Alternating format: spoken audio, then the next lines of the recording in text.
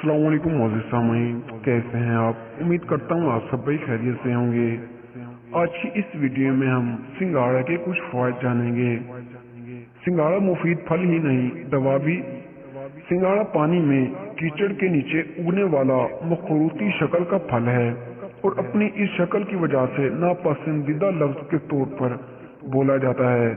इस फल को उर्दू में सिंघाड़ा और अंग्रेजी में वाटर कैस्टरनट कहते हैं। सर्दियां शुरू होती ही मंडियों और बाजार में दुकानों पर ग्राहकों की नजर में आना शुरू हो जाता है। जनूबी एशिया में आमतौर पर इस मेवे या फल को सिंघाड़े के नाम से जाना जाता है, जबकि पानी फल समेत इसके मुताबिक नाम है।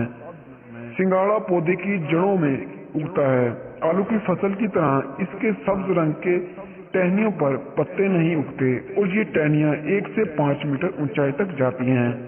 इसके अंदर का गूदा सफेद रंग का होता है, जिसे आमतौर पर कच्चा या उबालकर खाया जाता है और पीसकर आटा बनाकर भी इस्तेमाल किया जाता है। चाइनीज खानों में सिंघाड़ा कसरत से इस्तेमाल किया जाता है। सिंघाड़े सर्दियों में मुंह चलाने के लिए बेहतरीन चीज है, क्योंकि ये हल्के बहते पानी पर उगता है, इसलिए फल में इस वक्त कुछ नुकसानदार मवाद हो सकता है जब इसे ताज़ा फरोख्त किया जाए, मगर मुनासिब तरीके से धोने के बाद इसका तवाज़ुन बहाल हो जाता है।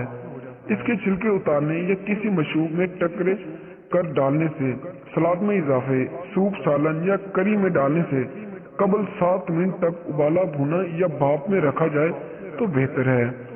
इसे पिज़्ज़े की ऊपरी सजावट के लिए भी इस्तेमाल किया जाता है, जबकि पूरे चिकन में भरा जाता है। इसे पाउडर्स बनाकर केक और बेडिंग्स बनाने के लिए इस्तेमाल किया जा सकता है, जबकि अचार के तौर पर जखीरा किया जा सकता है। सिंघाड़े के इस्तेमाल से थकावट दूर होती है और जिस्म में खून की तरकीब बेहतर होती है। ईद के बाद औरत के लिए सिंघाड़े के आटे का इस्तेमाल मुफीद साबित होता है। सिंघाड़े के आटे को गूंथकर जिस्म की सूजी हुई जगह पर लेप करने से तकलीफ रफा हो जाती है। सिंघाड़े के गूदे से बनाया हुआ सफूफ खांसी से निजात दिलाता है।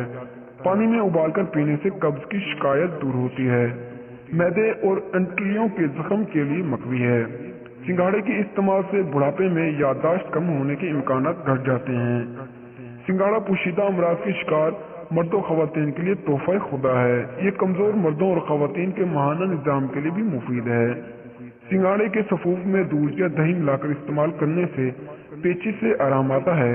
इनके इस्तेमाल से दांत चमकदार और मसूड़े सेहतमंद होते हैं। अगर आपको हमारी वीडियो पसंद आई हो तो वीडियो को लाइक करें और चैनल को सब्सक्राइब करें। तो मिलते हैं अगली वीडियो में, तब तक के लिए अल्लाह हाफिज।